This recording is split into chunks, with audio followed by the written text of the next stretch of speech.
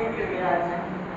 बच्चों इसको फिजिक्स आती सब्जेक्ट नहीं आता था, यहाँ पढ़ता था, उसको आती थी। वो खड़ा हो गया, फिर से खड़ा हुआ, और जब इस बार खड़ा हुआ तो पैर दूर दूर करके खड़ा, ऐसे खड़ा।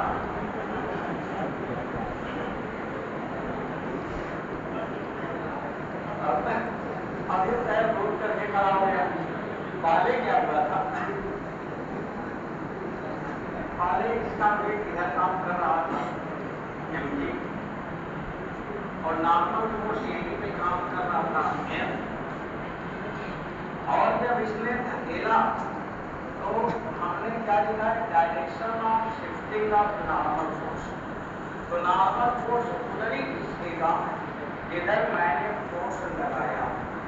जब इस आदमी ने फोर्स लगाया, ये जब इसका दोस्त फोर्स लगाया तो बच्चों हुआ क्या, ये नॉर्मल फोर्स खिसक गया, और जैसे इसके पैर से बाहर निकला तो जैसे ही नॉर्मल फोर्स माने कॉन्टैक्ट फोर्स बॉडी से निकलेगा तो कॉन्टैक्ट टूट जाएगा, कॉन्टैक्ट ही हो गया। तो नॉर्मल फोर्स जब भी किसी बॉडी से निकलता है तो वो क्या करता है, उस बॉडी को घुमाता हुआ चला जाता है, उस बॉडी को पलटता हुआ चला जाता है। अगर कोई पूछे कि बॉडी के पलटने का कारण क्या है, तो बॉडी के घूमने का कारण क्या है, बॉडी के रोटेट होने का कारण क्या है, तो उसका केवल एक कारण है, नॉर्मल फोर्स का निकल जाना।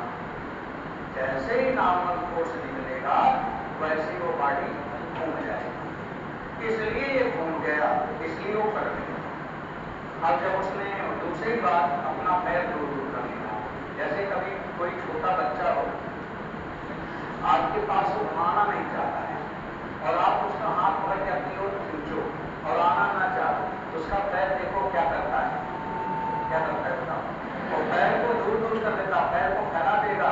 अब बताओ उसको किसने फिजिक्स पढ़ाया?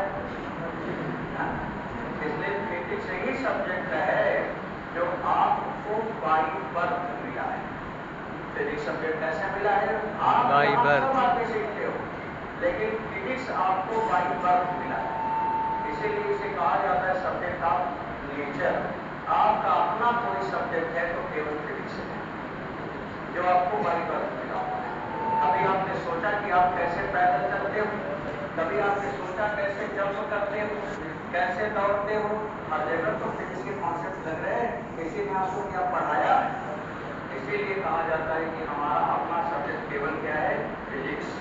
इसीलिए मैं बोलता हूँ कि जिसको फिजिक्स नहीं आता वो सब एनिमल है। अगर एनिमल की डिफिनेशन क्या है, फिजिक्स नहीं आता। चलो आगे बढ़ते हैं। अब ये पैर को दूर दूर करके अपने दोस्त से बोला कि चलो धकेलो। अब उसका दोस्त धकेला में तो इस बार भी धकेला, और उसका जो नॉर्मल फोर्स है ना, इसके ना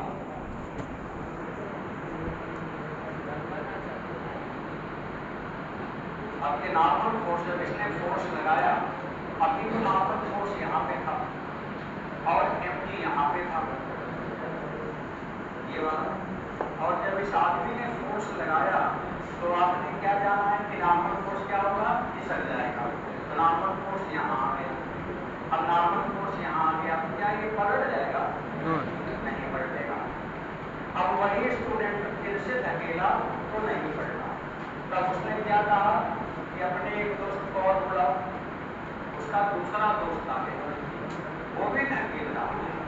अब दोनों मिलकर धकेला, फोर्स बढ़ गया थोड़ा और जिसका, तो क्या पलट जाएगा? नहीं पलटेगा। थोड़ा अपने एक दोस्त और बुलाओ, एक दोस्त और आया, तीनों मिलकर धकेला तो नॉर्मल फोर्स यहाँ आया, अभी भी नहीं पलटा। अभी इसका पैर यहाँ अभी भी नहीं। बोला एक दोस्त और बुलाओ, तो ये लोग बोलता है जिसका पैर अंदर का हो गया। अब देखो जैसे जैसे ये पैर अब क्या करेगा, नॉर्मल फोर्स को खिंचाने के लिए हमें एक्स्ट्रा फोर्स लगाना पड़ेगा। अब अगर और धकेलेंगे तब ये पलट जाएगा। तो बच्चों एक बात बताओ कि जो शिफ्टिंग है नॉर्मल फोर्स था वो किस पे डिपेंड करता है? एक्सटर्नल फोर्स पे डिपेंड किया कि नहीं? जितना ज्यादा फोर्स लगाओगे उतना नॉर्मल शिफ्ट होगा। इसीलिए ज्यादा लोड उठाने के लिए जो क्रेन आप लोग देखते हो मिलिट्री वालों का, क्रेन देखा है उसका पहिया बेल्ट जैसा होता है। तो इतना बड़ा पहिया बनाने का क्या जरूरत पड़ा? क्योंकि उसको लोड ज्यादा उठाना है, और जब ज्यादा लोड उठाओगे तो नॉर्मल फोर्स खिसकता है, और नॉर्मल फोर्स बाहर निकलेगा तो इस ट्रेन को पलट देगा। इसीलिए वो बड़ा पहिया लगाया। जैसे इसको पलटने के लिए ज्यादा फोर्स लगाना पड़ेगा, ऐसे इस क्रेन से हम ज्यादा लोड उठा सकते हैं। और ये गोला पहिया वाला क्रेन अगर चले तो इससे ज्यादा लोड उठाओगे, इससे ज्यादा लोड उठाओगे। ऊपर वाले से पता चला इसे रोडवेज का बस उठाने ले गए, और पता चला ट्रेन भी पलट गया, दूसरी ट्रेन लाओ तो इसको भी उठाए। तो ये वाला क्रेन का पहिया जो बनाते हैं वो बड़ा क्यों बनाते हैं, उसका कारण क्या है? ताकि ज्यादा लोड उठा सके, और ज्यादा लोड उठाने पर या ज्यादा लोड पे नॉर्मल फोर्स बाहर निकल पाएगा। कम लोड पे नॉर्मल बाहर नहीं निकलेगा तो पलटेगा नहीं पलटेगा। ये बात बच्चों, ये बात हुआ शिफ्टिंग की, मैंने बात कर दी। ये तो आपको बस